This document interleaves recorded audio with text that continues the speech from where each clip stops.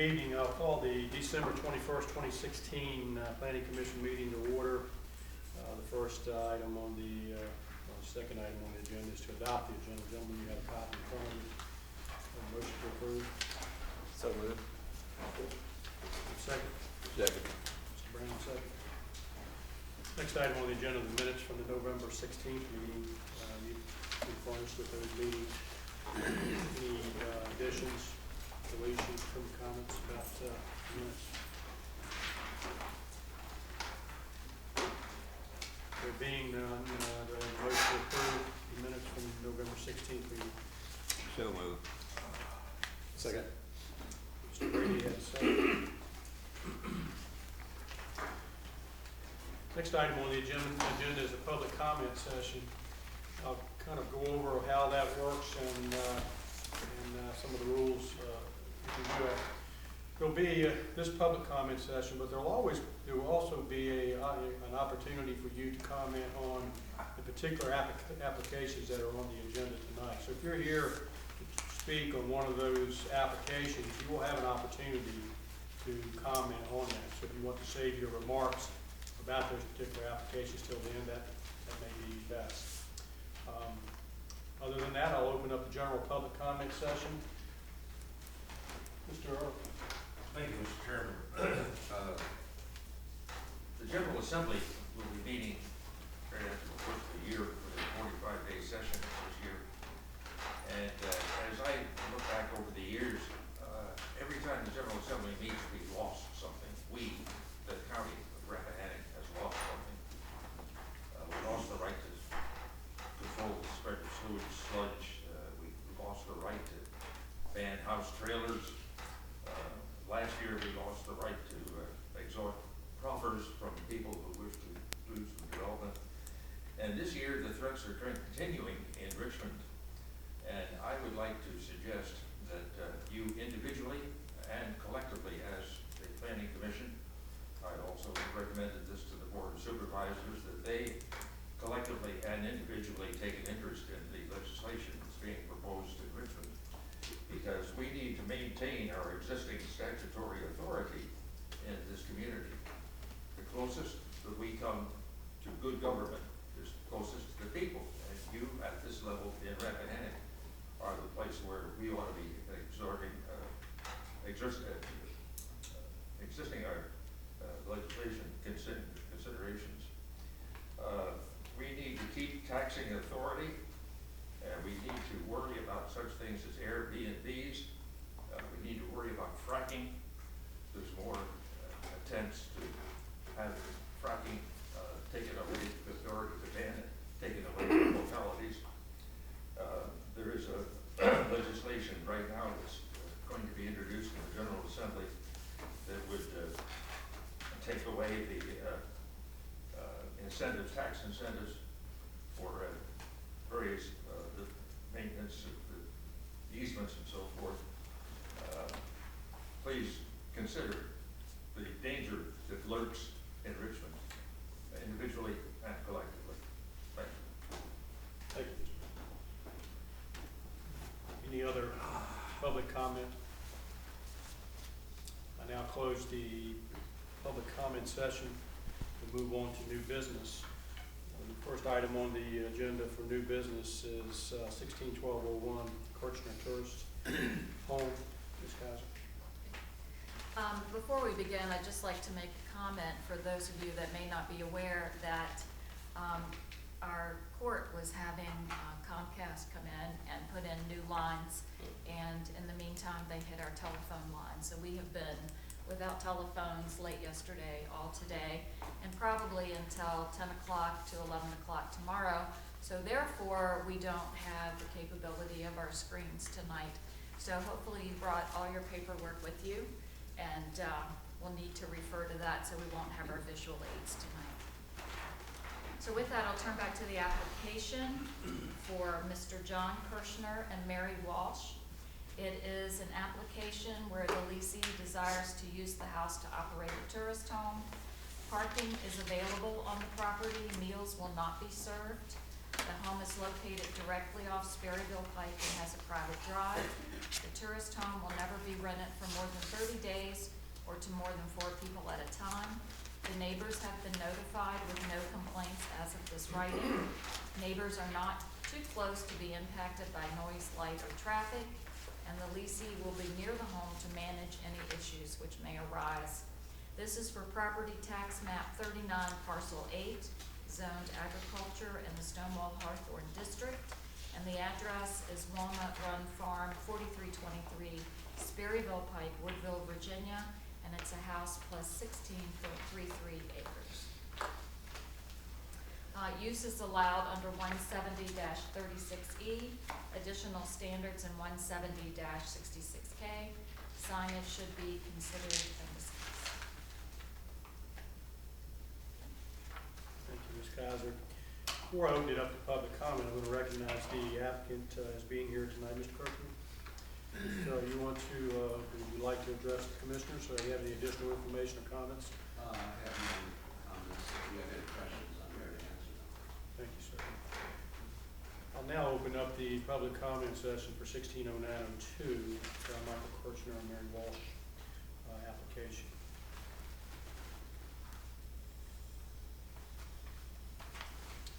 There being no comments, I'll close the public comment session for 160902 and turn to the commissioners for discussion. This is in the Hawthorne District. Mr. Light, would you like to go first or defer? I'd be glad to go first. That's all right. The floor is yours, sir. I did have an opportunity to go by and visit the property today. So in many ways, I think it's an ideal property that it's very private, got good access on a major road with good visibility. So I'm generally supportive. I'm still trying to sort out, because I see the application is from you, Mr. Kirchner, and you're identified as the lessee. I still would like to understand better the sort of ownership of the structure and who's actually would hold the permit. Mary Walsh is the deed owner. We've been together 33 years and have never married. I see. Okay.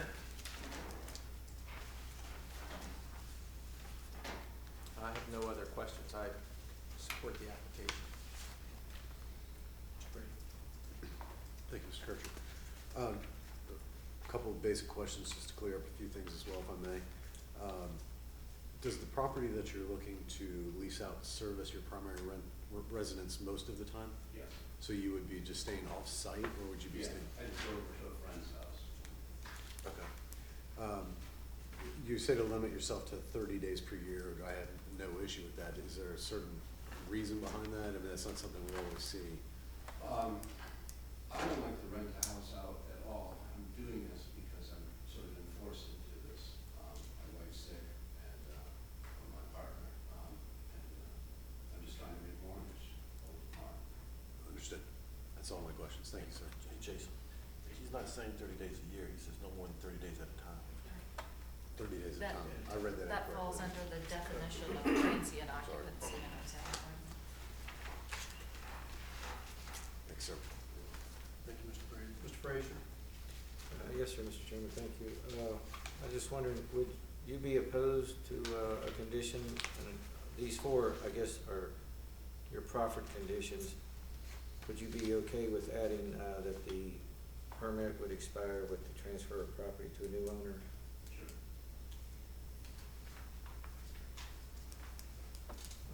That's all I have, Mr. Chairman.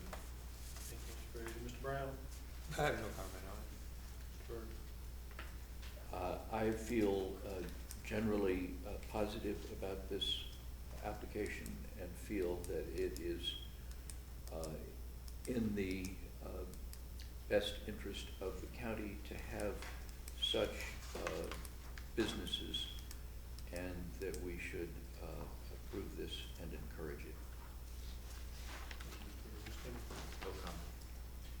I have no comment either.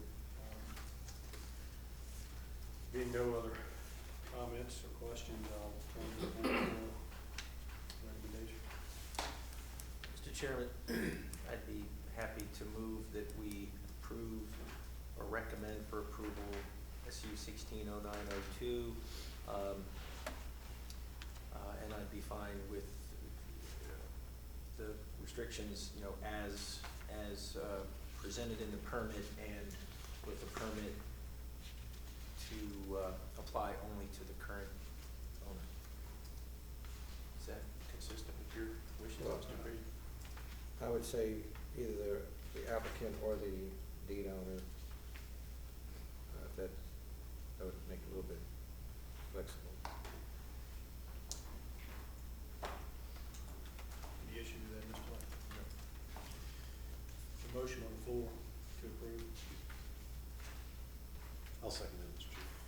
Mr. Brady, you second the motion. Any other questions, comments? All in favor, say aye. Aye. Opposed?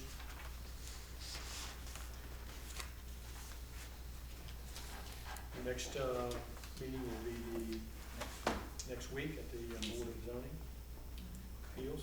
7 o'clock. 7 o'clock. Thank you. Next item on the agenda is 1602, I'm sorry, 161202, the Teal Family Field Party application. Ms. Kaitlin. This is for the Normata Winery. The applicant desires to use the existing winery for up to 10 weddings and other special events in a calendar year with attendance up to 250 people. They will not utilize their building, but instead require their customer to have a wall tent with the proper permit from our building office.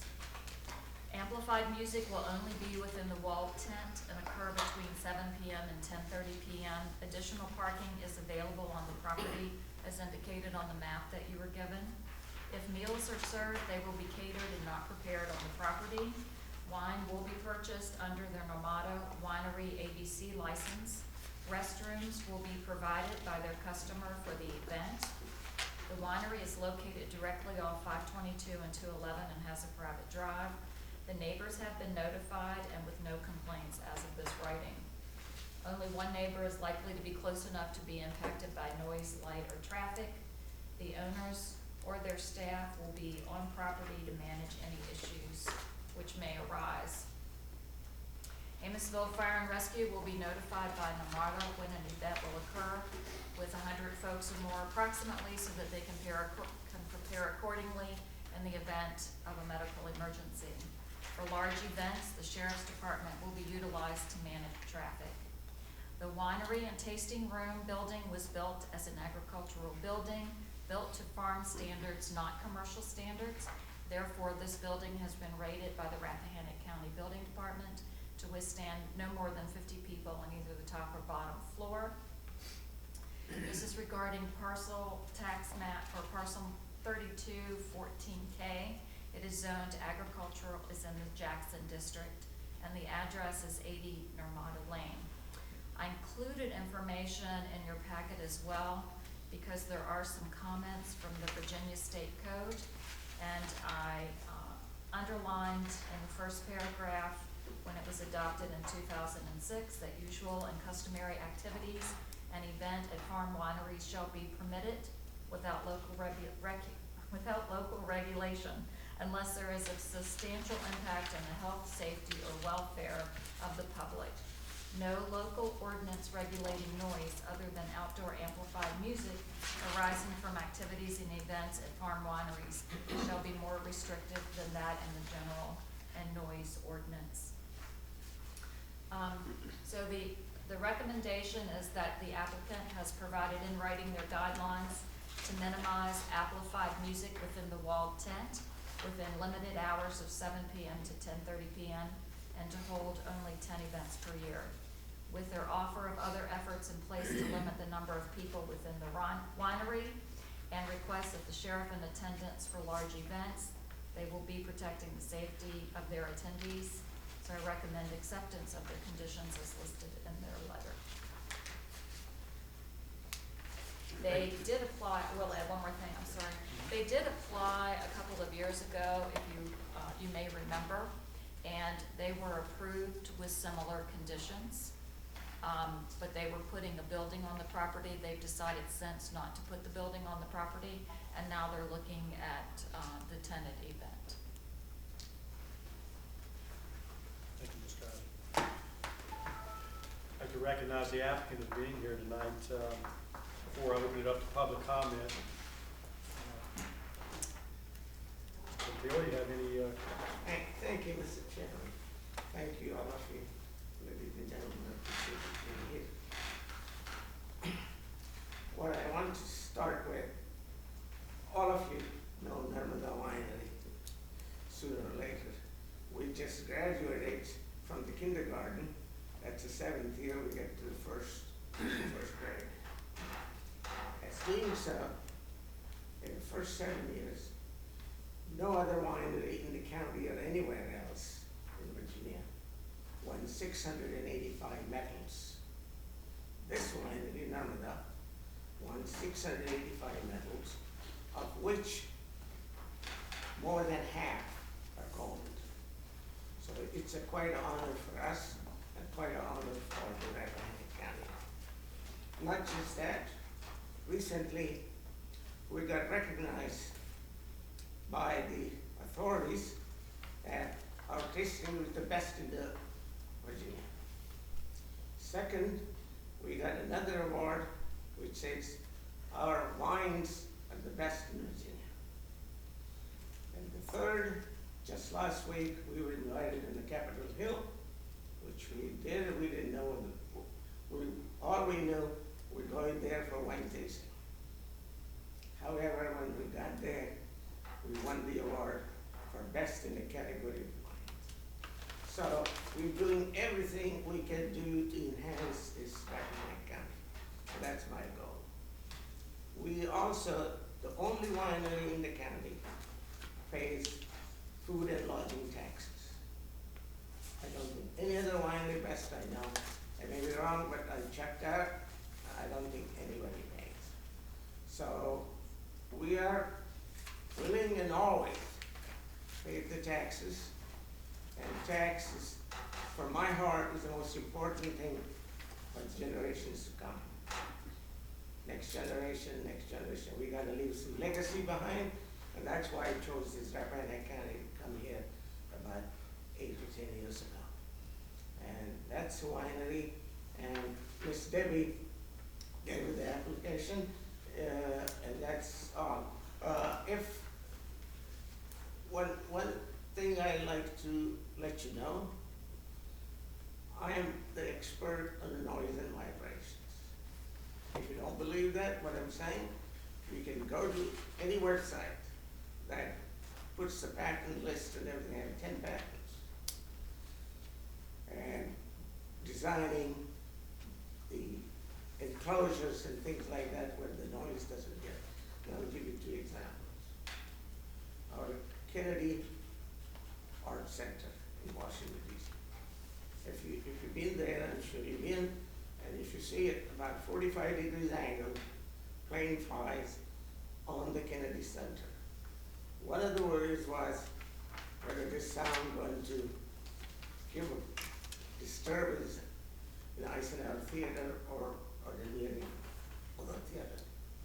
And we designed a system to stand there and nobody's talking. It's almost zero. And so inside, when the windows are closed, the performance is going zero night. And so the reason I'm telling you this, next thing I'm going to tell you, I have measured the noise levels to our 3 neighboring things. And the nearest house is about 1,100 to 1,200 feet away. And I measured for about 100 feet from the door. Similarly, we have a simulation, we can simulate the noise, what the band going to make in a closed enclosure. And considering it is summertime, so most everyone will have air conditioning on and the windows are closed. But even if you have windows open, noise level is minimal, about 15 decibel to about 20 decibel, which daily is kind of there. And with that, I'm going to leave it up to you. thank you, sir.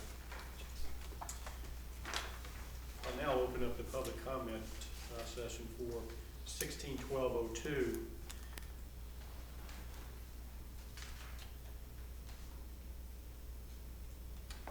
Mr. Parrish. Oh, I was wondering on the wall tent, what the wall consisted of. Is that a piece of canvas or? Yes. And then, on the property next door, so I guess the person you're talking about is my tenant is. I'm sorry, can you say it? I own the property next, we're next door neighbors. Correct. The neighbor and the tenant and this fellow here lives on the hill there. And I'm only concerned about the lighting. I know that your parking lot was lit up and you ended up putting the lights toward my property. And your wife had said she would direct them in the other direction toward your property, but that didn't happen. And I'm concerned about the other lights. And I'm hoping that if this is approved, which I don't have any real problem with, that, the lighting would be addressed, all the lighting would be addressed on the property. So that's all, that's my. Chris? We'll make a notation of Mr. Parrish's concerns. That's fine. I want to alleviate his concern. And we'll get to that part. Just kind of keep it in order here, so we're not, we need to be talking to the commissioners here. But we'll make a note of that and address that at the right time. Any other public comment? Yes, sir. Just state your name and the district you're in, sir. My name is Anthony Mack, Tony Mack, and what's the second part?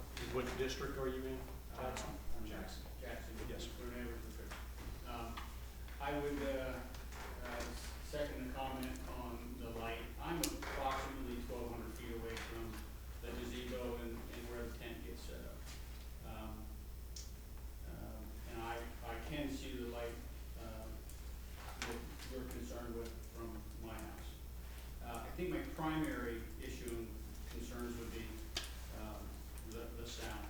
Could I ask, when typically are these 10 events going to occur? Primarily June, July, August, or are they going to be spread out over a longer period of time? Or is it too difficult? Can you answer that question quickly? Absolutely. When you want me to. If you could go ahead and answer that particular All right. question. I think it's a fair question. I think it's a fair question. Anybody lives around have a right to their privacy and I very much, my wife Sudha very much appreciate that because we want nothing other than what they want. So, saying that the lights will not be issued for his house, it's in a closed tent, so nothing. What's it? How many and when? I think what we'll do again, Oh, how I'll make many a events notation and of, when? hold on, I'll make a notation of your question and we'll bring that up and get you an answer for that. Any other concerns, sir? Yes. The second would be the sound, beyond the music. In concept, I don't object to you using your farm to host the parties. But from a sound perspective, there are two things. One, 10:30 at night does seem a little late to me. I am 1,200 feet away, and it is clear whether it's Leonard Skinner or whether it's Journey or whether it's some other music. It's clear, it's very audible, and you can sing to the music. Sometimes it sounds like you guys are having a great time, so, but it is loud, and in the summertime, we don't run our air conditioning. We do sleep with our windows open. If it's under 90 degrees, that's how we live. Second would be the fireworks. Over this past summer, on a couple of occasions, the guests have had fireworks displays, and whether there was any restrictions on fireworks, when that should happen, or before a certain time.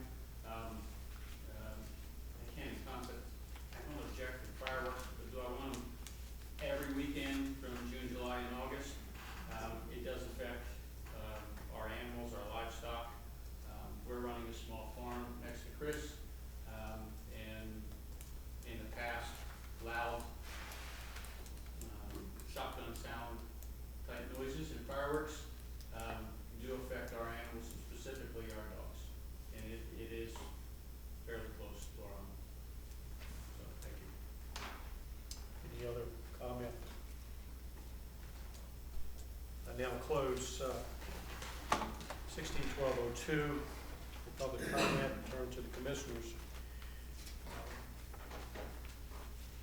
Mr. Fraser, this is in your district. Would you like to start, or would you like to hear the other commissioners? Yeah, I'd like to pass for a few minutes, yes, sir. Mr. Settleman? Yes. I guess before we, ask the, commissioners what they have, comments they have, maybe the questions, Want to answer those first? you get, and then we can have more to think about. Gentlemen, you okay with that? I think it's a good idea, Mr. Henry. We're going to go over some of these questions that were asked, concerns. Yes, sir. My turn?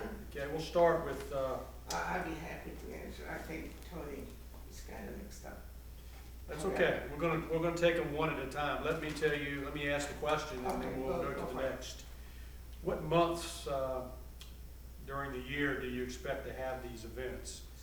Do you have 10 that you've asked for, but Why, it's obvious, Mr. Chairman, can't have now. It's too, what do you call it? It has to be spring or summer or some little bit of fall. You can't have anything in the winter. Now, if you ask me what dates, I don't know. I understand. This is the first time we have a customer request for this 250. We have so far maybe 20, 25 weddings over 7 years, but they're small. And so we thought we'd get a special permit. We'll sync with you and everybody else. Next question, gentlemen, you okay with that? Satisfied? Next question I have for you, sir, is the sound. Your neighbor has a concern about the sound. Of course, you have in the permit here that amplified music will only be within the wall tent from 7 till 10:30. Can you speak about the sound? Yes, I'd be happy to. When Tony said what he said about sound, I think he had two things, and they're separate. Grapes, harvest time, really July, August, September. That's when grapes are on the vines. That's when we worry about the birds or even deer or anybody getting, but we have the fence that controls that. But however, there's sometimes you cannot control. So we have what do you call the gas gun that goes on every so often. And it has not a constant sound because animals are much smarter than sometimes more than us.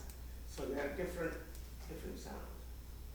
And about, I think 4.5 years ago, we had a similar complaint from somebody else in the county. This Davis predecessor was a wonderful guy. He has sent a letter. And what we're doing as a farm, we're losing our rights. And since then, I always feel agony towards him. Somebody says, hey, my mother is old and she doesn't like it. So we try to cut that down. We only use that sound when it's absolutely necessary. That we figure out the birds are going to attack certainly or something will happen. Otherwise we don't use it. So that had been settled once before. Okay? Now the question about the sound. I made him the sound at his house, about 100 feet from town. So that leaves 1,100 feet going to. As he said, as he leaves the windows open when it's 90 degrees, that's fine. He will not hear where it tends down. With the barrier, now if you get the magnifying thing, then yes, you will hear. But not even then a bad sound. It's something you will enjoy with the music. But it's not, you will not hear with the tents. Could I ask a Yes, sir. clarifying question? So, for the events that you've had before now, have you used the same configuration, an enclosed tent with walls around it? Or were those events in a different, Sometime we did, sometime we didn't. Depend what the customer is willing to pay. They were open air. Sometime, right once, it's all wonderful inside, decorated and everything, so it goes. So we did it either way we want, because customer, in my mind, there are three things. Customer number one, customer number two, customer number three. And I will not deviate from that, no matter what you say. so, going forward, if we were to approve, or if this application were to be approved, would you no longer have the outdoor, amplified music events and everything would be in a tent? No, I didn't say that. This says, if I have 250, just up to 250 people, I will do all I ask for the application. Now, if the bride comes with 70 people, it's gonna be normal. Because if 70 people is a small wedding, it is very expensive for the people to do a wedding. I mean, we all have children and we've seen it, what it costs to do the wedding. And so, and at that time, we don't use it's like, we don't use the magnifying sound for small wedding. Does that answer your question, Mr. Lund? Or help clarify? Yes, for now. Yeah. There was another question that was raised, concern that was raised with regard to the lighting. I believe that Mr. Parrish talked about the lighting, and the last time there was an application that was approved, and that lighting is shining towards that property. What is your anticipation with regards to lighting here? Let me take you back to the history. When John was around, this issue has been settled on Chris Nolan. There is a 50 feet thing from the property line. At that time, when the first time the lights were fixed, yes, they were up. Since then we have brought it down, so there is not even about 10 feet of his property doesn't have any light there. He can come and check that anytime lights are on. And with regards to the lighting attached to this application, is there going to be additional lighting attached to this application? Inside the tent, yes. Just inside, right? But we have lights outside. I mean, we're not gonna, You're not not going turn to them change on. that footprint. Absolutely. The lights outside, because safety to me, most important thing. Mr. Light, I won't start with you. We'll just turn to the commissioners now. Well, I was not really asking for that, but I was going to clarify, I'm glad to take it, but I was going to clarify on the point about lighting, just looking at the standards for field parties at 170-69, it does specifically request that the applicant submit a statement specifying whether any exterior lights are to be used, and if so, a plan showing the location of such lights and shielding devices or other equipment to prevent unreasonable glare beyond the property on which the event is to be held. I don't see such a plan in this application. I believe that standard would apply in this case, would it not? Yes, you have articulated, I believe, that it would. Comment from Mr. Kaitlin?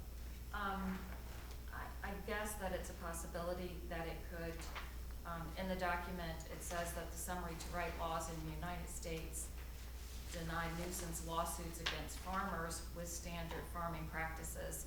So we can really only regulate agricultural nuisances, which may include noise, odors, visual clutter, and dangerous structures. So he can still have events with or without the application tonight. Really, the only things that we really can dictate are things that are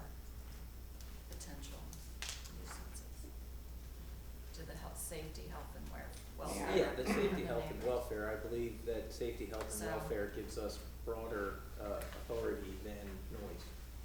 And Mr. Chairman, may I? Hold on one second. I don't have anything. So will you turn it to me for my? Yeah, let's start the conversation here. I'm sure we'll have more questions for you. But, Gary, if you would like to start, that'd be appreciated. Yeah, I guess the answer to the up to 250 people was not what I expected. When I hear up to 250 people, that the application would apply to any number less than or equal to 250, and that above 250 wouldn't be appropriate under the application. So I do think, as we talk about this, we should, it seems to me that it would be reasonable to, provide some additional protection for the sound at all events if we're going to allow this number of larger events. I'm not sure how that gets structured, but the way this is requested, it would strike me that this would apply up to, for any number up to 250. So there's some degree of clarification that I think would be required. I guess I had another question I had, Mr. Pandit. This mentions weddings and other special events. Most of your commentary referred to the idea that you would be renting or somebody else would be hosting the The event. property is available for renting, yes. But, so are you saying that you would not be the sponsor of these events? This would not be a wine festival, so these would only No, sir. be third-party sponsored events?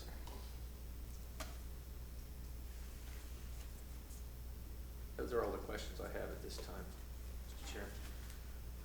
Mr. Brady, can I move down to you, sir? Yes, sir, thank you. Just a little further clarification. Mr. Light hit on a couple of things that kind of brought to light for me. It's kind of put a little dressing around how often. I mean, having been married and been to many different weddings, and most of them outside, you're probably talking May through October, so you're looking at a span of 6 months. So on average, you're probably talking no more than 2 a month, give or take. There might be a month with 1 month with 3, but I highly doubt you're gonna load them all into 3 or 4 different months. The question that Mr. Light hit on that I hit is up to 250, this permit would apply to, but there needs to be a bottom number. And that brings me to my second question, which is how many events per year are you currently hosting that fall outside of this application? 5, 4. 4 or 5?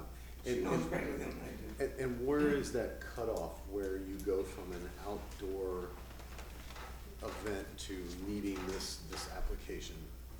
Well, this is the first time we got the request.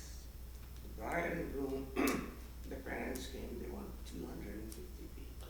And that's why this paperwork started. If this wasn't there, then it's moot. But there's a number that triggers that, and I feigned ignorance not knowing what that number is, but is it 100 people? Well, we Is it- generally have maybe 80 to 100 people. No over 100 people we do it. So, and that was within your guidelines and everything. Right. Guys, I heard you saying something, I didn't hear what it was. Mr. Henry asked me a question about whether there really is a number that triggers this. They can by right do what they're doing. So I don't know that there is a number that triggers it until at some point the safety gets involved and the sheriff's department needs to be there and that sort of thing. Okay, so. So 5 Well, yeah. events plus up to 10, so 15 over a span of 6 months, and now you're 2 to 3 weekends a month, I guess is what you're looking at, some needing a permit. Some I don't even know that, this is a guess. Sure, I understand that, Mr. Patel, I'm just trying to, And I hope Rappahannock County's sake and my sake, we do that, so you get more taxes. I would be surprised if we got more than 6 in a year. Yeah. The precedent has been 4 to 5. Yeah, as I said, we just graduated kindergarten, a lot of people even know about us. People who know, they know what we do best, and they do come. No further questions, thank you. Mr. Byrd, can I skip down to you, sir? Certainly. Work my way back up? Yes, the only question I have about this concerns fireworks. And it seems that that is a complication and a potential problem for the neighbors. And one thought would be to not have fireworks. We wouldn't have them at the wedding. Yeah. We wouldn't have fireworks at the weddings as a norm. Whole country does the firework on 4th of July. And there is no restriction. Whatever, and we don't do that. One fireworks we do in the year, it's our holiday called Holi. And Holi is a spiritual holiday. Where, Diwali, where you celebrate our new year. So it's different. And that's the only time in the year we have fireworks. Is that at a set time each year? It's in October. It's either last week of October, first week of November. Indian calendar is not. I thought it might not be simple. English calendar. Mr. Byrd, you still have the floor. Any other? I'm quite satisfied, thank you. Mr. Brown? Yeah. We talked about the lighting before when the application for the other building. Is there any reason that the lighting can't be angled so it doesn't shine on his property? We did. We already did that. Is that, We already did that. you already did that? Bring it down, hat, the front of the hat is down. Okay, Chris, what was your concern? Well, it's lighting in general, but I do think it's, I do think that they did adjust it down some, and I thank them for that. There is not even one lumina. I If would you like know to how see the it. lighting is counted. There's not even one lumina light on where the house is. The Okay. bare land, maybe 10 feet. One lumina is barely you can see. I think somebody shines one lumina on my property, I'll be happy as man. So was you concerned about the permanent lighting or the vehicles entering? Well, lighting in general, the lighting, I haven't been over there lately, I guess I will go over and look, but they had lighting straight out from their, farm buildings. And I'm concerned about lighting, for parking, outside and that kind of stuff. I just wanna have some restrictions on the lighting and I don't live there, but Mr. Neal does, and so does my tenant live there and, others. So that's my main concern.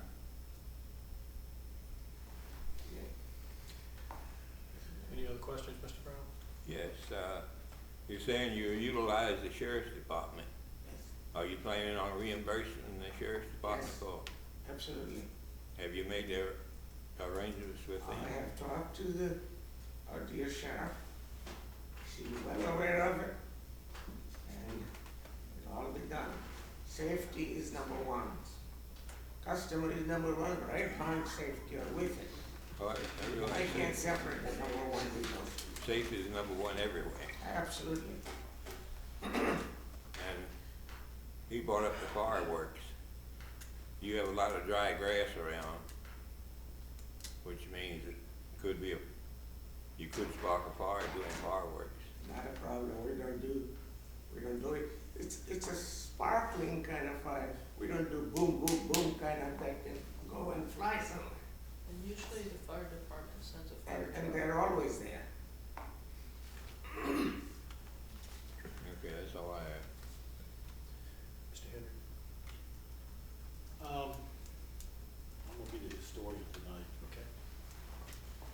be the historian tonight. I'm sorry. I'm gonna be the historian tonight. Okay. Many, many years ago, that's where the story begins. I lived next to this property. This was a big farm owned by Emerson Smith, part of the McCormick family. Old man lived here, farmed, went into a nursing home, chased a woman, got him in trouble, started losing his farm. I bought 27 acres next to him, told Mr. Parrish about the balance of the farm, he bought the rest of the farm. And after that, things started happening there. So unfortunately, this property is like a bowl. And Bandit is right at the bottom of the bowl where everybody looks down from him from all around. So it's unfortunate that he's there, but he's done a lot with this property. It's more fertile now than it's ever been. And Chris, how many people live over that mountain there now? On the west side, Yeah, all the land that you own, how many people are up there now? How many lots? five. 7? So now there's 7 neighbors that looks over this property. And so he's at a little bit of a disadvantage in that everybody's looking down on him. He's not looking down on them like we've had other cases this year where people built on high hills and caused visual effect. Everybody's looking on him, he's not looking down on them. Now, we're here tonight, Debbie, to clarify, we're here because of the sound. We're not here on the number of events, right? This is all about the sound. Correct. He could have his events, not have the music, and not be here. That's correct. He could have 30, 40, 50 events if he didn't have the music that he was concerned about, and I guess that's a level of interpretation. He could have quiet music, Correct. but if he's gonna have amplified, he recognizes he has a problem, and that's why he's here. Correct. So, just to understand, your current events you're having, are they all outside or some of them inside? Some inside, some outside. Inside, I don't have a problem. I have a permit, which I had to buy, and we do. Right. So, outside, as I understand, you're having maybe 4 a year now? Something like that, okay? And now, this permit is kind of a little bit confusing, and it may be working against you, as I see it. And you're asking for 10 events outside, up to 250 people. Now, this. Up to. Right. So you would be using up one of your 10 if you was having a wedding outside of 50 people, right? Yes. Right? Or there's an office meeting or office party. Anything outside, you're using up Absolutely. one of the 10, right? Now, is he using up one of the 10 if he's not having music? Probably not. So if you're not having music outside, you would not be using up one of the 10. If you're having music, then you're using up one of the 10. So if you're not having music outside, you could have more events, is that right? You can have as many as you want. As many Yeah, I as mean, you want. I'll be really honest. Okay, I just want to clarify this for myself and for the board too. So, I think you're saying it right.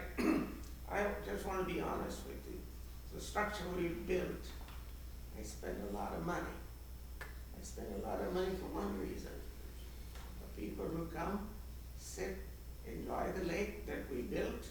When I bought the property, gentlemen, it was a knee-high grass, inch for inch, you can ask about the property from Hannah's. And I am sure that if you come see the property today, you'll see the difference what 8 or 9 years makes. With hard work and doing what you want to do for your customers. And when we have office meetings there, officers come and they have open no music, none at all. Our office party, no music, and they're finished by about 8 o'clock. This is the first time, 10 maybe elusive number. It's the first time ever in our short tenure, we got this request for 250 people. And we thought, we internally, we have excellent staff. I hear that from customer, I'm not telling you that. We sat down and we talked. This is our general manager, Mary. We talked, can you handle it?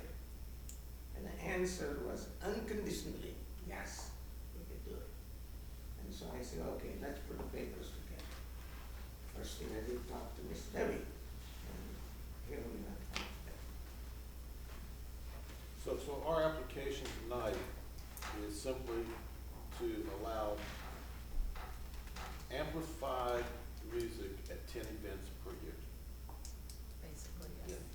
As I see it. Yeah, so, and I guess the only other thing is that. And 10 may not happen, I'm sorry to Okay, interrupt you, sure, but 10 may not happen. Right. And a willingness on your part to downshield any lights and direct the lights Absolutely. into your property. Property now, as you see it, it's well lit. I haven't heard any complaint. But Chris is complaining about the 4 lights on the parking lot. Got to have lights on the parking lot because that's very important, particularly this time of the year. And those lights, we brought them down as much as we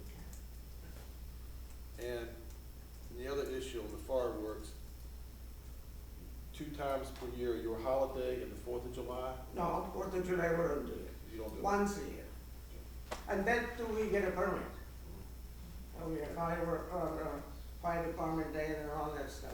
We don't do anything the county would not let us do. So in all these years, nobody's been hurt on your property, No, sir. no accidents, nobody's been shot? Not even in the lake, nobody's hurt. We have a process there. If they wanna go fishing, they have to come to the tasting room first to sign up, and then Miss Marion know. That's all. May I? Yes, Sir, I guess I agree largely with that, but I don't agree completely. I mean, if you look at what the code says, the reference to noise is only with respect to a local ordinance. We are not here discussing a local ordinance, so I'm not sure why we're even talking about the noise. What I think is the part that refers to local restriction, which presumably would be broader than an ordinance, references, requires that we take into account economic impact on the farm and winery of such restriction, agricultural nature of such activities and events, and whether such activities and events are usual and customary for farm wineries throughout the Commonwealth. As I read that, it seems to me that what's an issue to us is whether these activities as being proposed are, related to the agricultural nature of the activities and whether these are usual and customary at farm wineries. I don't know if there's any other guidance on what is usual and customary at wineries, but it seems to me that that is more the question before us. I don't know, I mean, what is it that we're even approving? This isn't some kind of special use or special exception application, is it? I mean, if it is, it strikes me that it falls under the codes that I was referring to. So I'm even more confused. So it is a special exception? Yes. Okay, well, if it's a special exception, then it seems to me that it's incumbent on us to think about the nature of the activities, and if there is,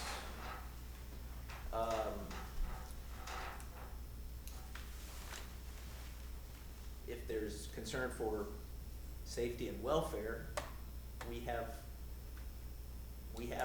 authority with respect to things that aren't usual and customary at agricultural and agricultural. So I'm not saying we make a different conclusion, but I think it's inaccurate to say the only thing before us is whether we have something to say about amplified music or not. I guess the amplified music would be measured per the sound ordinance, which states a decimal level at the property line. we have a noise, we do have a noise ordinance, which would seem to be what generally would apply here. Isn't the bigger question, gentlemen, I mean, you're talking about the noise ordinance, and that may kick in, provide us a certain level of authority to dig deeper in this. I'm not saying we should do that, but isn't the question whether there's substantial impact on health, safety, and welfare of the public? To me, that's the key wording there, and I'm not sure that what we've talked about here, what's being proposed, in my mind, is providing a substantial impact on those, the health. I guess maybe the noise is real loud, it can affect your health in regards to your ears. So I guess in your hearing, safety's been addressed, the welfare of the public, I think has been addressed now. That's kind of how I'm looking at this personally. I guess it comes down to really the noise at the property line is going to be the governing factor on if this is a nuisance in the future. In terms of the activities, you know, my bank in Warrington, Oakview National Bank, we have. Nice plug. Yeah. Jason works for Union Bank and Trust. Second best bank in the area. Lots of times the best. But we have loans on 3 or 4 wineries in Fauquier and Loudoun counties, and they all have weddings. Right. They all have events, and that's a principal part of their business plan and the generation of their income. Wasn't there a lawsuit or There was in Fauquier County. here with regards to The planning commission trying to regulate, wineries. That centered around a property owners association, homeowners association, suing the winery and got into a court case and ended up in the Supreme Court. was that this law on the books then, or just what they largely depended upon? That's what they largely depended They upon. change it every time that they, I think David Albo from Springfield area, for some reason, is their water boy. And I think they amend it year to year as they see the need to do what Mr. Phil was talking about earlier. They just keep trimming. Mr. Frazier, I'm going to turn it over to you because we have not recognized you yet. Appreciate that. I did have concern about the noise. This commission has worked on several special exception and special use permits that have went to the various bodies that they need to go to every year. And we have asked for, or the applicant has asked for a 10 o'clock cutoff. So that would, 10 o'clock would be closer to what. 10:30, I think what it says, right? That's 10:30, the music will, the wedding will finish 11 o'clock, music will stop 10:30. Right, I understand that, but if you could cut off the amplified part of it at 10, We could. that's the majority of what we've seen come through here or recommended Yes, sir. approval of has been at 10 Yes, sir. o'clock. Yes, sir. And the lighting though, you show that, on this, every time I touch this thing,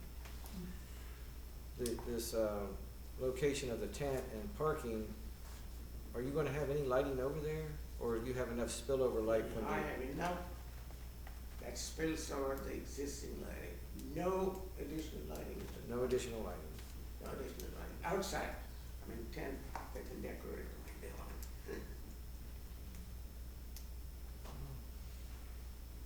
That's pretty much what I have. If you could just agree to a 10 o'clock, it'd help me a lot.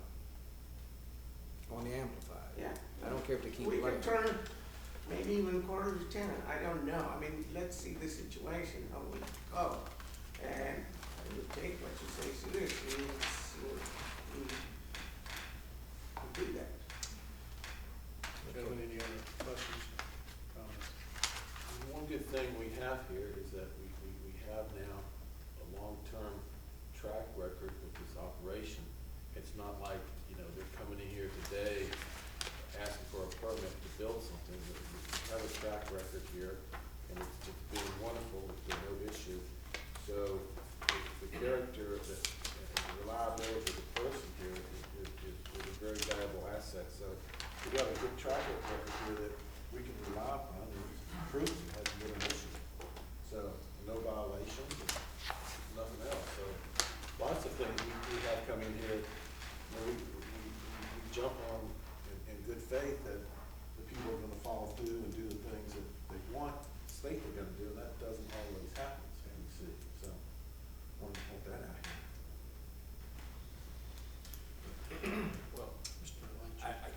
let that go without saying, you have Mr. Mail here, who might suggest otherwise, but, that's Again. fine. I would not object to anybody trying to use their farm to make money. It is hard work. My wife approved of it. Again, the events don't have fundamental objection at all. That's how wineries make money, so there's no objection there. Even fireworks, allowed? They ruin our day? No. If they were done at dusk and not 10 o'clock, less of an issue. The music, it is not till 10:30 or 11 o'clock at night. That, again, that is helpful. It's not not asking to do it every week. So he's backed up to 10 o'clock, and he says fireworks one time a year. Is that okay? Absolutely. If you want fireworks, One time a year, he said. But it's not till 10 o'clock, what you're saying. Firework is never past 7:30. If you have it in October, it gets darker early. That's correct. I don't have that much money to blow up till 10:30. Maybe you will after you start having more weddings. Well, they do have more money. But you win, I win. Gentlemen, unless we have further discussion, I'll turn to the commissioners for the motion. Mr. Fraser, Mr. Brown, Mr. Brown, I'm sorry. It's in your jurisdiction, sir. Yeah, I was just wondering when you're gonna realize that. You know, I apologize for that, and that was an oversight, I apologize. It sounds like a pretty good deal, and the wineries are coming up with different ways to make profit. So I would recommend approval. Have a recommendation for approval, is there a second? Mr. Brown? With the conditions. Mr. Brown? Yes. He wanted to amend his time to playing music to 10 o'clock versus 10:30, cutting the amplification off at 10 o'clock. Is that okay as condition of your approval? Yes. And also fireworks one time per year per his holiday in October. Is that okay? Yes. And he also said no additional lighting. Does that mean I don't have to file the permit for fireworks every year? You still have to.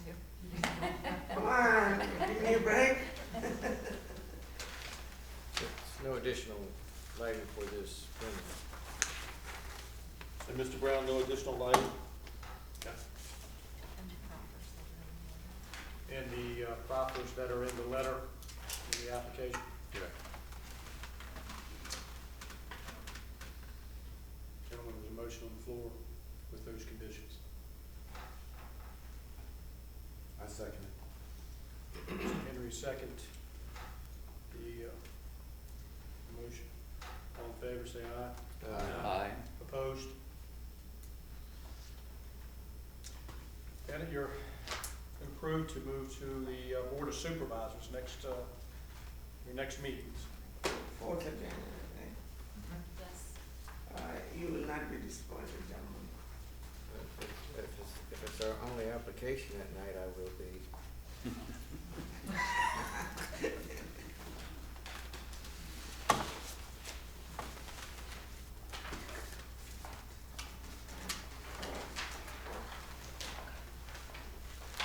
Thanks again.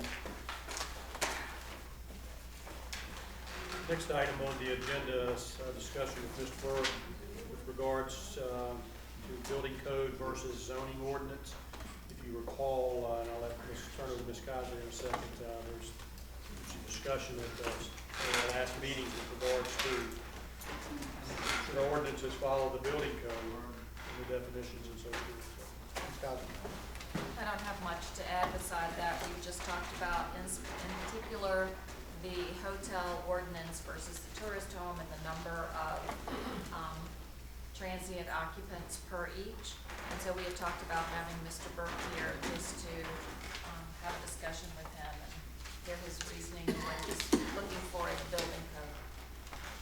I have to say, I don't think that is what we had discussed. We were discussing whether we should require that these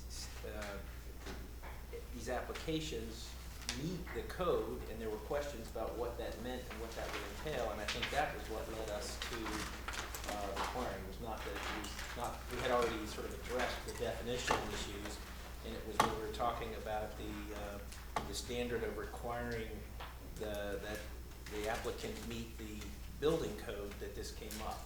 Am I mistaken? Wasn't it, I think I agree with what you're saying, but also there was, there were conflicts between the two offices, and they would come make application, do the preliminary work, and then go see Mr. Burke, and basically say you can't do that by code. But, so I don't know, I think But we voted on that. We made the changes to go to from 6 to 5 rooms for that reason, so I thought we had kind of cleared that one. I guess that's why I'm kind of puzzled, because that one we had approved and voted on to generally consent to the change to make it consistent with the commercial code definition of 5 versus 6 rooms. So we can revisit that if you like. I just don't think that's what led us to this point. I think it was the later proposed suggestion, or at least that's what led me to think it would be nice to have Mr. Burke here to talk about what exactly that would mean to say an applicant would have to come up to code. Because for me, for example, I'm not sure if we're talking about the code that would be required if it were, new construction, or would it be kind of akin to a remodification? If it's new code, how do you inspect for that if it's already built? Those were the kinds of questions that, to me, were, what I was hoping we could discuss. But if it's the chairman or the commission's will to talk about the numbers again, we could. I just think that's taking us back a step beyond where we were. I don't know, that's, would be our desire. Gentlemen, please speak up. I don't want to replow ground that we've already talked about and agreed upon. I think there was talk last month about when we make our recommendations and approvals on, for example, historically, we've addressed the entrance permit, the VDOT, we've addressed health department approval, the drain fill, and these kind of things. And it seems like that people were talking about an inspection of the structures that were being approved for these uses, to have them up to current code standards, and to have the building department to do these inspections, which I kind of doubt personally whether they could do that and would want to do that. And I'm not sure I can. yeah, If you let me add, the numbers were, if it's proprietor occupied, it was back to five rooms. If it was non-proprietor occupied, we were basically at a number of 10. So your question was whether it's new construction or old construction makes no difference, honestly. Once the structure's built, it's an R5 use under the IRC, the International Residential Code. It's an R3 under the International Building Code, which is more aligned with commercial. But I did go out and check, the one that the handrail was an issue on, which was a lot more than handrail issues there. I won't go into details, but it was a lot done with what is corrected now. But yeah, I don't know actually. I don't know if I can do that. I guess I can if the board directs me to. But. So if I may, if we, I believe the language, as Mr. Henry noted, all we were planning to do is say that it be, up to code. What does that mean to you in this context? If it was built in 1890, right, and Virginia's first building code was in 1947, Virginia Public Safety Act. So it's passed the test of time, so it was up to code when it was built. If it's been remodeled and the permits were obtained, I think the question you wanna know is if the structure was an older structure and it was remodeled, did they get a permit? That's number one question, did it just get done and there was no permit? Now all of a sudden we have this very nice structure that used to be a two farmhouse 5 years ago. All of a sudden now we have this very nice house with glass that's looking over the valley that didn't get a permit. That's a life safety issue there, because we have no control over who did the work. But in the case of, let's just take your original example, because this is the one that I had in mind.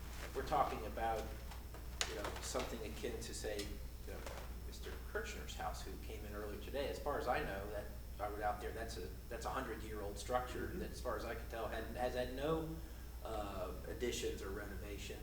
If we were to say you need to bring that up to current code, that would be sort of an impossibility, wouldn't it? Well, what it does say is, it basically says, it has to have smoke alarms in it. That is the one thing it says. If it's basically the one non-proprietary, it's 10 occupants, and it's required to have at least smoke alarms in it. So in a broad definition, that's probably all the code is going to direct if it's a 100-year-old home. Same thing on the one where we go to 5 guest rooms. It talks about smoke detectors again. The building code kind of directs now any electrical work, even if you do an upgrade of the service and the house doesn't have smoke detectors in it, it should at least put smoke detectors in. So Excuse me, before I forget, I hate to interrupt you, but I'll forget. Would that be hardwired with battery backup, or would that be battery backup only? Well, it says hardwired unless not feasible to do. I can't make them tear out a wall if they can get a wire and drop down from the attic and they can get the hardwired in. If not, it goes to battery smoke detectors. I can't require them to destroy the wall or destroy the ceiling. If it's doable where they can just run a wire with simple and drop a wire down in the rooms, then that's doable. Give me an example of we approve something here, it goes through the process, and they ultimately wind up in your office, getting a permit, and what we've approved conflicts with what you do. I'm just trying to get an idea of maybe where this conversation needs to go, if there are specific things that you run into. Well, it used to be that your numbers were higher than 10, that you could issue one for 12. So they come to me, they've got, approval for 12 people, and they walk into my office, and I say, okay, you can do 12, but you're going to hotel, motel, R1, closed stairwell, fire alarms, open, and they say, nobody told me that. So, we have cleaned it up. As long as you keep it to a max of 10, that is clearly consistent residential use, or the 5 bedrooms. But, that was the big point years ago, because I've had them come to me, at one time the numbers were higher than the building code, because this number's floated around. At one time, the interpretation would not come out and say a maximum of 10. It says residential use most likely resembles 8. And it wasn't clear cut in the building code. And they did clean it up now where it says a max of 10 or the max bedroom, so that helped. But it used to be 8, and it wasn't really, you couldn't hang your hat on 8, you just said most likely resembles residential use. Any other examples you can think of? No, I think the biggest thing is, I don't know how we go out and check them, because if you're going now with Airbnb, it's gonna be, I don't know how I'm gonna keep track of bed breakfasts without complaint driven. And I hate to say complaint driven, because what's gonna happen is at some point, the occupancy will be overloaded and it'll probably get far or something. That's, that's when you find out about, they're being used for something. Well, there's nothing that would prevent us from knowing about them, but I'd like to, again, I found where we were last month. This was the proposed language that I believe led us to this conversation. Issuance of a special use permit shall be conditioned upon the applicant obtaining any license as may be required by 12 VAC 5, 431, 180, and furnishing evidence that the proposed use meets all applicable state and local health requirements, including compliance with building code and issuance of a certificate of occupancy by the building official. That was the language, 170-66K7. That was the last one we were on, and that's the one where I started wondering, what does that even mean in the context of an existing Well, structure? that's your problem, because a certificate of occupancy is in new construction. It's something that's, when I came here in '89, we weren't even issuing certificates. So then I started issuing certificates per the building code, saying what your house was, when it was built, so forth. So if you've got a house that's pre-1989, you don't even have a certificate for it. Now, you can come in and apply for a certificate, and I'm gonna charge you, I'm gonna have to go out, but I'm gonna say, house was built prior to 1960, which the county had no building code. So you're gonna, it's gonna be very hard for me to issue a certificate on a house that's 100 years old. Basically, it's gonna say, house predates building code. I don't really wanna get into that, because that's it's just not an easy process. Right. Well, and I think the sense that I got, and please correct me if I'm wrong, my fellow commissioners, but the sense that I got was that we were sort of inching or implying that we were moving in the area of requiring that a structure meet the current code in order to be considered. And that, to the extent that that's what we were thinking, my concern was that that was completely unworkable. And I believe, if I'm following what Mr. Burke is saying, that would be very unworkable. It does not, the building code, which the state has adopted, and a lot of people have a misconception that in Virginia there are county codes. There are not. There is the Virginia statewide building code. And it directs me here that if they can be an R3, R5, which is residential use, on 10, and they got smoke detectors, building code's out there.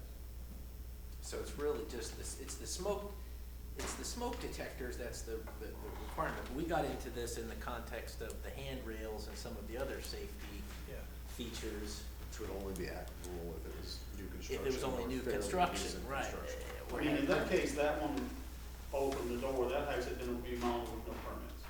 Major remodeling with no permits. That's what I wondered, because you couldn't have got that done. No, I went back and looked at the pictures in the database prior to, it was totally gutted, totally remodeled. I had engineers come in certified, 9 yards. But it was, the handrail was just a drop in the bucket. Well, I never went inside, I mean, there was no one home when I went up there. Yeah. So, But, I mean, so, if, let's say for instance, years ago when the kids were little, we went to Laura Ingalls' home, and they were shorter than the average Fraser. And you can't hardly go up those stairs and, go to the second floor, but you would approve that if somebody wanted that to be a B&B in a tourist home? less than 10 smoke detectors, I'm done. As long as it's got smoke detectors and less than 10 people. It says Yeah, this exceptions. gentleman right here, he'd never be able to get upstairs, he'd have to be on his knees. I mean, I probably couldn't either. I mean, I've been in places where the stairwells were so narrow going to a second-story loft in a log cabin, beautiful place, log cabin, but I don't know if I'd want to spend the night there. But, I'd jump up in a hurry. because the window's not big enough for me to get out, so. That's another thing, that's a life and fire safety issue. Yeah, but He doesn't have jurisdiction. I don't have that jurisdiction. But they're applying for a permit to do something additional than living as a residential dwelling. They're applying for a special use permit to make it a rental, like, whether a tourist home or B&B. Clearly says exception. And I think I've given you copies of it. The only other thing it says it can't be more than 3 stories above the grade plane. But 3 stories, even if the preponderance are greater than 51%, we don't have any structures that are full 3 stories above grade. So that's the only, the smoke detectors less than 10 and not more than 3 stories. You're giving them the permit to operate as a bed and breakfast. So I'm sorry. Joe. No, go ahead. Taking this back to the proposed language that got us here, it strikes me that I would not support adding this language. It strikes me that the way to address this is just as we have on these most recent applications. If there is a concern about the structure, if it appears that it's been built recently and there's no permit, or if it's an old structure and we want to make sure that it has adequate fire protection, it strikes me that it would be incumbent on us under our general authority to provide restrictions, that would be the appropriate way to do that, rather than to try to come up now with a standard that says that you need to bring it up to current code or get an occupancy permit, when that may not be the appropriate response, depending on the age of the structure. I think they should be able to furnish you, in my database in 911, I have the pictures of the homes, most of them from 95 until now. So I'll go back and look, and here's the home that we had in 95, and here's the home that we have now. When they don't look anything alike, we know they've got issues. People finish their basements out when they go to the mortgage company to get a loan, and the mortgage company asks for the permit. Well, we didn't get one. Then they come back to me and say, hey, I need a permit for my basement, because now I can't sell my house. Well, I can't see involved, so the engineer goes in and does the report. I think you need to look to see if there is a building permit. And I don't have any issues with you sending it to me and I can do the research on it. I just don't know about being able to go out and say, you gotta do this, you gotta do that, and I gotta do a full inspection on it. I don't think I have a restriction. Maybe that language, I'm sorry. no, please, no, it's good. I think we're probably getting at the same thing, is maybe a site inspection to make sure that this log cabin built in 1880 didn't take a complete retrofit in the last 6 months, or 6 years for that matter, before coming before this commission for this application. A simple site visit, I know you've got enough to do. But yeah, the site visit's not bad. I'm not opposed to that. Do some background, look to see if we got a permit, do a site visit. Right, just to be and able say, to cross-check, hey, we have this picture of this property taken in 2005, and it was vinyl exterior, and by the way, now it's hardy plank. It used to be asphalt, now it's standing seam. Maybe there's more here. We might need to go inside and do a little bit of digging. I agree with Mr. Light. I think the lighting here, the wording here is a little, probably overreaching, a little too ambitious maybe. But I do think there's some due diligence that we can do as a commission and as a county to make sure that if we have someone who went in the last 6 months and did a complete rehab to a property and didn't obtain those permits, that we have A, the obligation, B, the responsibility to go in and make sure that those were done properly. It's not a stretch to think, if someone is going to start marketing their property on the internet, that they have probably done something to gussy it up, to use an old term, to make it look a little better, and maybe put in some sort of improvements. Whether or not they did that with or without a permit, that's pretty easy for you and your folks to figure that out. Yeah, the last one, I don't believe the last owner was aware, because when he had purchased it from his prior owner, whatever the deal they had, he was completely surprised that this was done with that permits. And he worked right from the get-go to get everything he needed, the engineering and everything, to get it taken care of. The tradesmen alone, the tradesmen themselves had done the work, had obtained their permits, not just the owner, but the electrician, plumber, HVAC. It was a complete remodel of the house. So it's probably good to go there and visit, because it gets my eyes on what's there. But Virginia has what Rappahannock does, we have the enforced is new construction. Virginia has a maintenance code, which the county's never adopted, the maintenance code portion of the building code, and really don't want to, but that will get you more into where you're going other than you, because this is a new construction code. So the only time I can have a hook is if they've done work without a permit. So just trying to think through how this would work, would this be something we would want to would this be information we could pull at the time of the application? Because I'm thinking if we wait and sort of direct this after we hear it, then we don't get to benefit from the results. The results would only come back later. It seems to me that if we're going to build this into the process, it would best be handled around the time of the application. Is that Very good. Well, wow. I just, all of a sudden I see this planning commission, growing and becoming this beast, and it's got this big long nose, and it's nose underneath this tent and pull it way up, you know? So we're gonna send Richie out to look at a house, and then he's gonna have to question the owner, when did you do this, when did you do this, and all these things in the house. So then he gets into this back and forth with the homeowner, on this house. You know, I guess it really doesn't matter when it was built. It's better if it was built 100 years ago than 25 years ago. So you get this exchange going on, and whether or not, you know, it may be some things that they maybe should have got a permit on, but it's really not a health and safety issue. I don't know. It just seems like all of a sudden your workload is gonna go up by 10–20% or whatever, and then it's gonna come in and choke Debbie down here with more stuff to manage and portfolio, and then people come in here where we're turning them around in 30 to 60 days, and they're now gonna be here 60 to 120, 150 days. So, wow, it just seems like government just got a lot bigger in Rappahannock County. Well, I don't think it's as dire as you painted, but at the same time, if they've been doing work without permits, we're talking lost revenue. So you put on your application that work, and any permitted work's been done in the last 5 years, if so, give the permit number.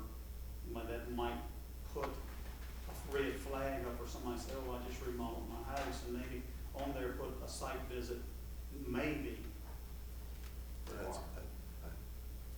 Yeah, I think that's a good point, because if you have access to the database, and you can go back and search that and look at it, and, you know, if they check that on the application, a lot of that can be done right in the office to give you, to make a determination whether you need to do that site visit. So there wouldn't be an automatic site visit every time, you gotta do this. And somebody may say, well, that somebody may come out and look at this, so maybe I better check this block and say, you know, it's. So you can't go out and do this for nothing. Oh, no, I mean, if you You don't. gotta have a fee, you gotta have a fee for this. Oh, yeah, it would have to be, at least a site visit fee. What's that? It depending on the time, it's anywhere from $50 to $100. And if you have to go back more than once or re-inspect again? Re-inspect is usually 75 for re-inspection. And I'm off the top of my head, without determining the fee schedule. It's there, I think I bumped it up a couple of years ago from 55 to 75. Complained when they were 15. I know. And I agree, I mean, that's, right now, they're not going to his office, but that'll be another step that we'll have to do and manage it. That, you know, it's another to-do in our office. And as you know, the planning commission made the recommendation that we should have zoning permits for anything that goes up or out. So Well, that's what the zoning ordinance requires. So we're doing that at this point as a draft. So in the last 45 days, roughly, I've had another 30 applications, 35 applications that I didn't have before that I'm looking at. So, that we haven't done in the past, zoning permits that weren't issued, we're now looking at them, and we're now. But that's not reflected in the building permits. Are they not getting building permits after that? They are, but he's always been handling them. I haven't been. So now I'm getting an additional, in the last 45 days, I've had an additional 35 applications that I need to look at. So all I'm saying is that you're adding another step here, and that's fine if that's what you want to do, but I'm only one person and everything's got to funnel through me. So it really kind of bogs it down, and it's taking people longer. So I agree with Al. I think you're really increasing the time that it takes for people to come in and apply, and the money that it's going to take, and then office staff to maintain all that. And there hasn't been any, I mean, Ron, you've been here longer than many of them. Mr. Brown, you've been here longer than I have. I don't know of anything that has happened to any home, any property that we've approved or in the past that has been a problem, is it? The only one I know about was the Singh property. And they got a building permit for the construction of a residence, and then they were applying for a zoning permit for a commercial activity. And so the construction had started before the zoning had gotten rectified for the commercial. And I don't know how that has. They're and- still building a residential house. She well, you complies see. with it, it's still a residential house. Well, all- exactly, but you see, that was the problem, that the zoning, hand didn't know what the building hand was doing at the same time. You know,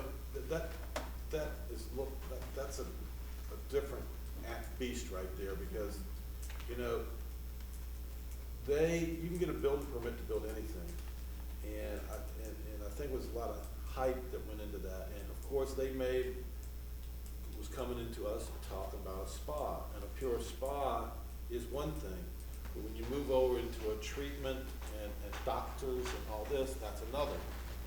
And, you know, we never approved that. They might have wanted it, they never approved that. We never approved it, it stopped.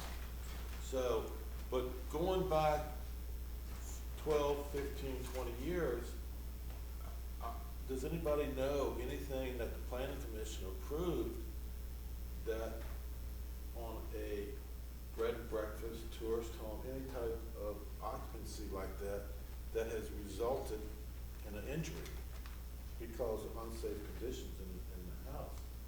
I don't know that, I don't know how that information would get back to us. Well, but there's fire and rescue, you know, you would hear about it, sure.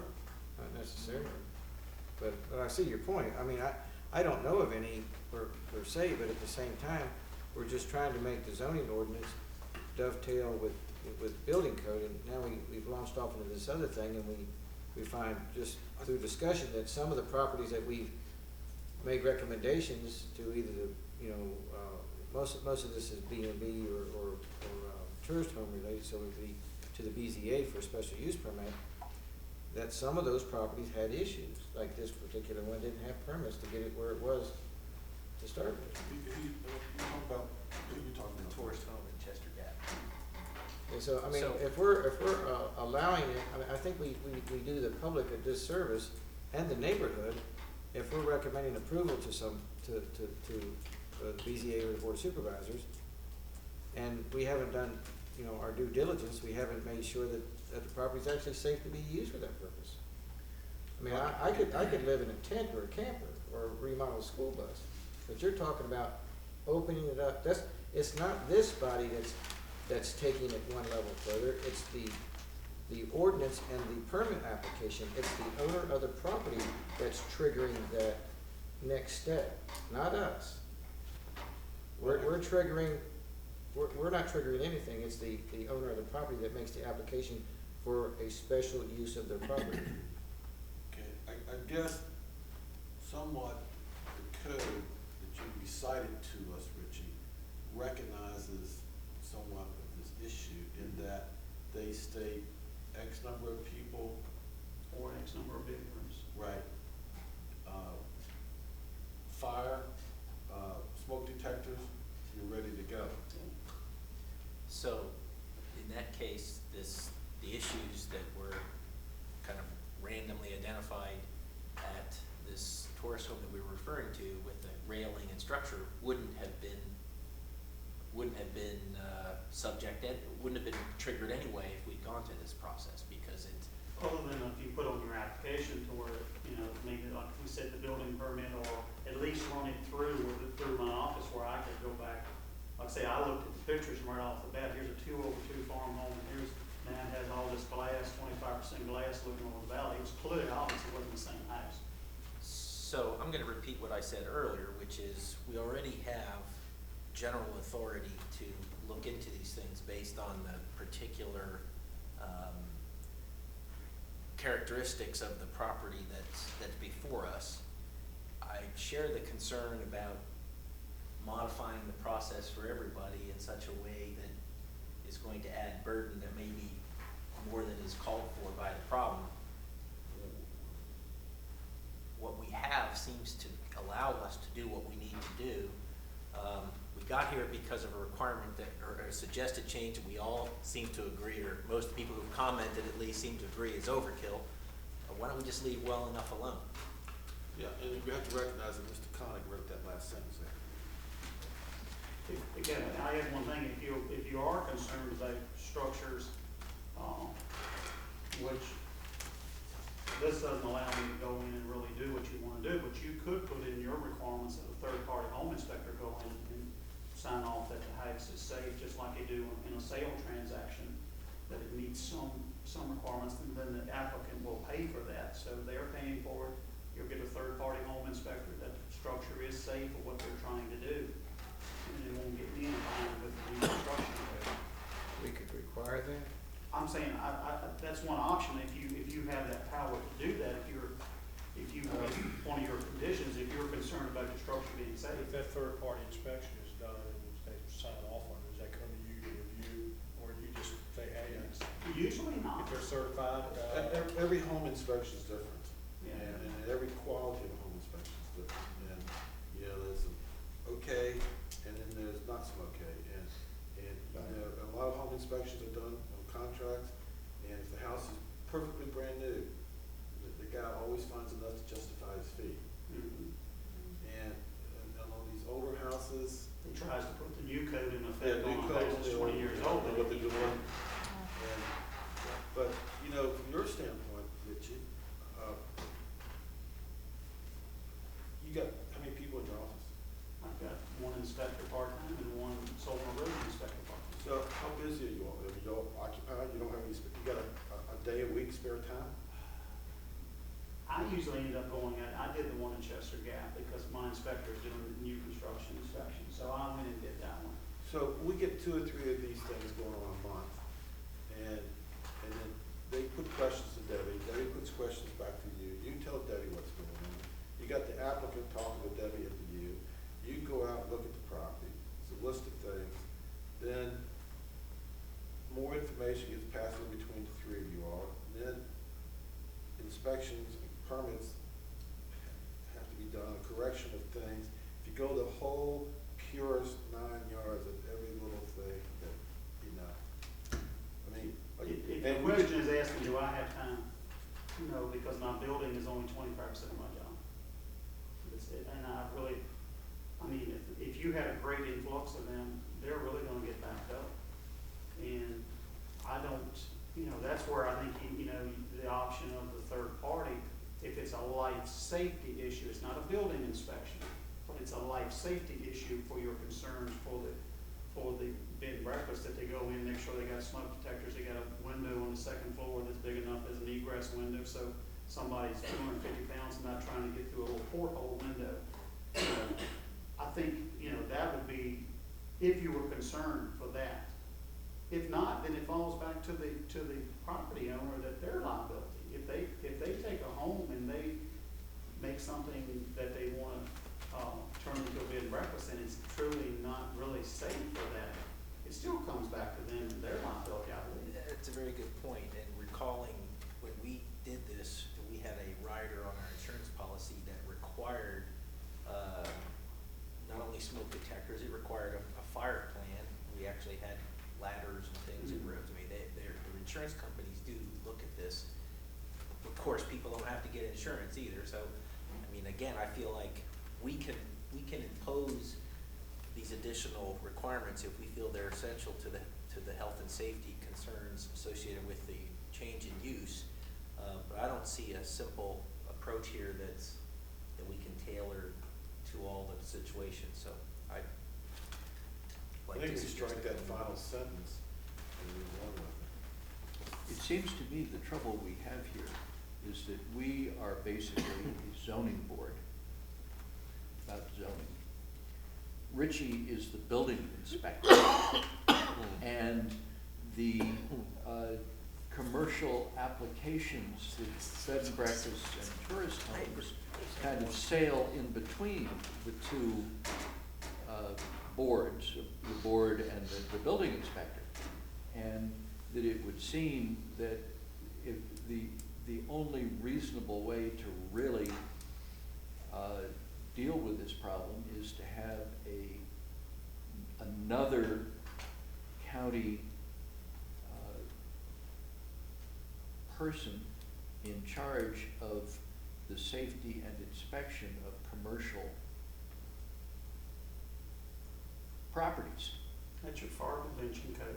That comes under me also if the county elects to adopt it. But you don't want to adopt a fire prevention code because the state's fire marshals are inspecting your schools and all of that for free. So once you adopt that, then it dumps it back in the county office crews again. And then, then you really get in, you want to stir up a keg of worms, you start going into the mom and pop grocery store that's been there for 50 years and said, you need a fire extinguisher here, you can't have this here. I will tell you, I will be in the retirement mode here in just a couple of years, but that's really gonna speed it up, because we're not ready for a fire marshal yet. I really don't believe. Most small jurisdictions don't. Even Culpeper doesn't have a fire marshal. Madison, now Fauquier does, but they're in that. So that's what you're describing is a county fire marshal, and that's who does your. And it's beyond fire too. It would be handrails and screens and whatever else. Well, no, it's not. No, it's not going to. It's going to be life safety issues, but you're going to get into the fact that I just don't think you want to go that way. I looked at it 20 years ago, and I saw real quick that it was not going to benefit a county of 7,400 people.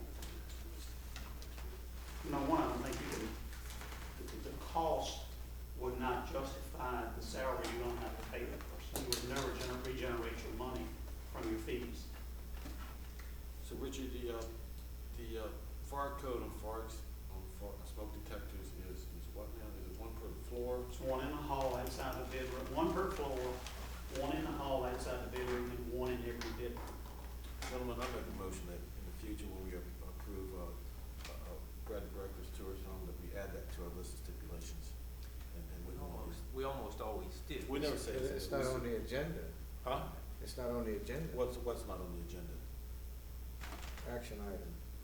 But I'm just saying, instead of getting into this whole process of referring the homeowner to the building department for inspection and all this, I think in the future when we say, we approve something subject to health department, VDOT, and also a statement from the owner that the house is covered by the current standards for smoke detectors. Well, if you say. And how is that Building ascertained? code, that one section here addresses that, the smoke detectors. But we're talking about doing what But that whole thing is one sentence. yeah, We can, I think, are you suggesting that we recommend that we don't do this? Because that's what I would like to recommend. We don't do this, yeah. We don't do this and put in this smoke detector item, and that seems like. On an individual basis Yes, when we go yes. through. So if your motion is to recommend that the supervisors do not adopt provision 7, I will second that motion. Is that your motion? I would say local health requirements, period. have we jumped on the agenda though? Because where was on the agenda discussing with Mr. Burke, building code versus zoning, and now we're to the next level where we're making amendments. This is It's on the agenda where as this is transient. how we got here last month. We were discussing I know, this. we were discussing how we got here, but did we change positions on I hate to be a stickler for the detail here, but yeah, I really do hate being the bad guy, but we started out discussing with Mr. Burke zoning versus building code issues, and now we went to the next section on the agenda where we're starting to make an action item. I think I probably misled everybody here, but I would say, let me revise my comment. When we get to the point, at some point. And I might even second that motion. Right, that I would be inclined to put a period after requirements and strike out the rest at some future time when we get serious about talking about this. And let Mr. Burke go. Well, it would seem to me one of the problems is how do we know whether or not the smoke detectors are there and the fire ladders and whatever. When Mr. Burke inspects a house, he is there, he can look at it, he can see what there is. Well, when But Mr. we Burke, would, when Mr. Burke goes there, he can state that it was there at that moment in time and operational. And it may well change, when he leaves the next day or the next month. And that's the only difference between having him go there and do it and the applicant saying, yes, I will do those items and include that in the approval, so that, you know, we have a record that we required him to do that. Did we follow up and inspect it? No, but the burden for failure falls on him. And, you know, Mr. Burke can go out there and we have certainty that it was done that day, but we don't have any certainty what the condition operational of it is a month or 6 months later. So I guess we're putting some faith in our fellow human beings before us asking for the application like we always do. That's what happens with pool fences. Code requires them, we go out and inspect them, they're there today, but we take a picture of them, put it in the file, but they may be gone in 2 days. But it's, the liability's back on the homeowner if somebody brings it. Gentlemen, any more questions for Mr. Burke? And we'll move on to the next one.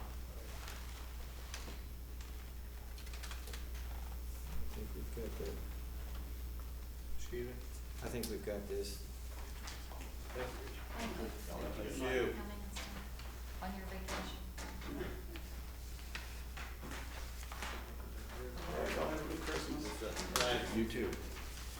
Next item on the agenda is under old business is transient occupancy definitions.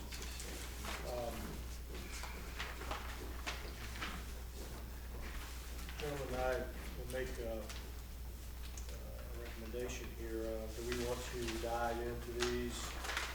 Or move it, it's 20 occupancy now, a few days before Christmas, we want to get out of here. At the pleasure of the commission. It seems to me, and obviously we had sort of jumped into this, the next one, which is what led to this discussion. It seems to me we were close to a consensus on item 7. I would personally be willing to spend another 5 minutes to see if we can wrap that one up. And then move on. Very good, very good. Next item under old business with regards to the zoning amendments is 17066K 7. We had the discussion previously. Mr. Henry, you seem to have your hands wrapped around that. Well, I'll start. after hearing the presentation from Mr. Burke, I think it seemed correct. We simply put a period after requirements and strike the including compliance with the building code issuance of a certificate of occupancy by the building official. Strike the balance of that. And I think that reflects what we have been doing. For instance, evidence that the proposed use meets all applicable state and local health departments. That's being the state health department and the local health department. So I think that covers that, where we want to be. Have a motion. If there's no discussion, that's a motion. Could you read that again? I'm sorry. Just put a period, Ron, after requirements and strike the balance of it. That, 431-180 is gonna bring us right back to the building permit issues. Yeah, what is the 12 BAC 5431? Does that get us at 180? Does that? No, That's health. well, no, that's permits. Yes, sir.